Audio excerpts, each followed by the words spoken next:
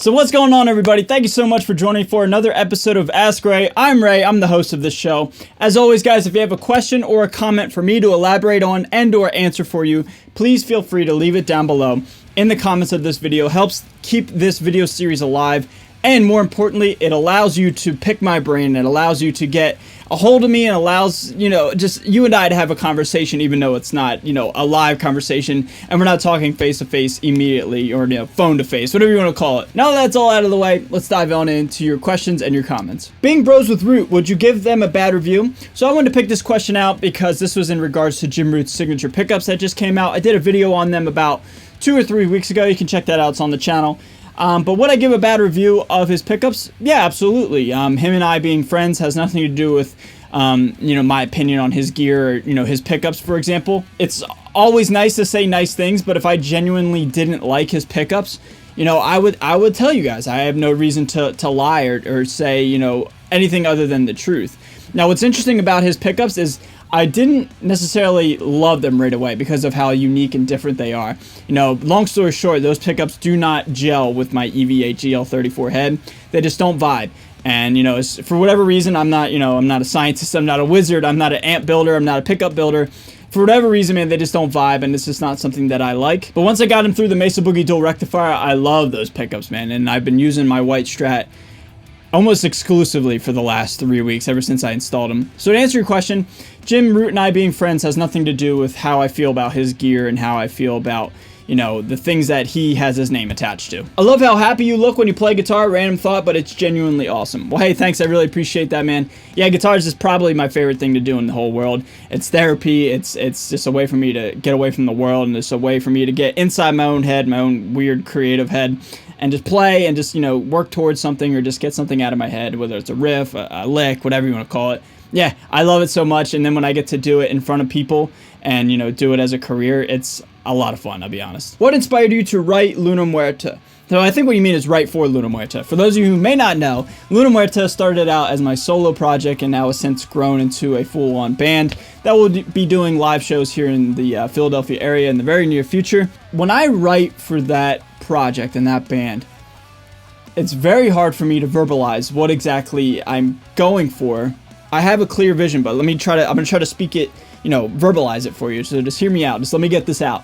When I'm writing for Luna Muerta, and even in my demo songs, a lot of the vibe and the feeling and the emotion that I'm trying to convey, and that's what's coming out, is a huge feeling of nostalgia and past reflection. There's so many people in my personal life that have since come and gone, and that have since influenced me in a positive and negative way, that are no longer in my life. Either they've grown apart or they've since passed away. A lot of people have died in my life.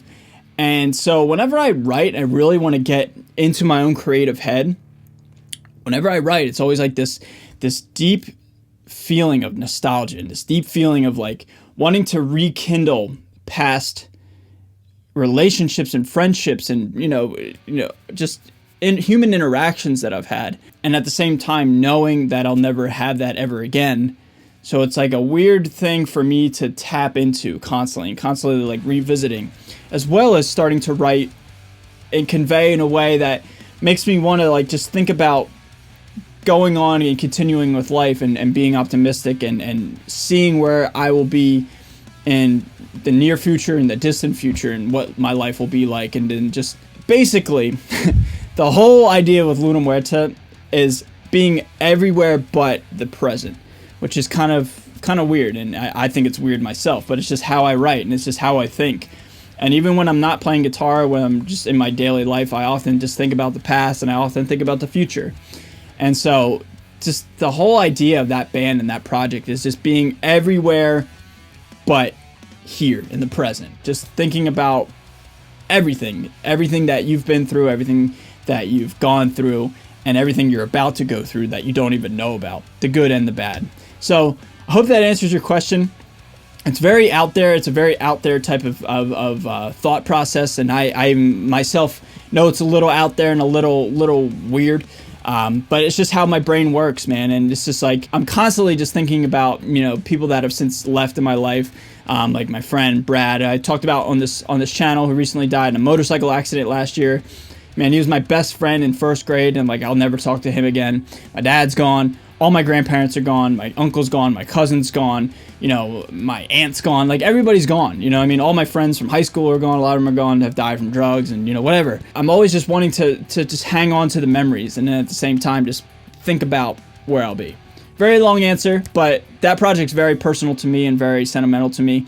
And I love writing for my own stuff. So I've never talked about that. I've never talked about what my thought process behind that music is. But I hope that answers your question, man. I really do. Hey, man, what's up? What mic are you using and how far is it away from you? Because it sounds great. I have a Blue Yeti USB mic, which is fine. But I just purchased an XLR lavalier mic, and I will try soon in a video and also go into Music California video. So it'll also capture the audio synchronous out of route since it'll be acid cameras as well. Okay, so I use a Rode NTG2 right here. So I'm scratching it right now. It's just at a frame right in front of me. That's a condenser microphone with phantom power. And basically, as you can see, it's running through Logic right now.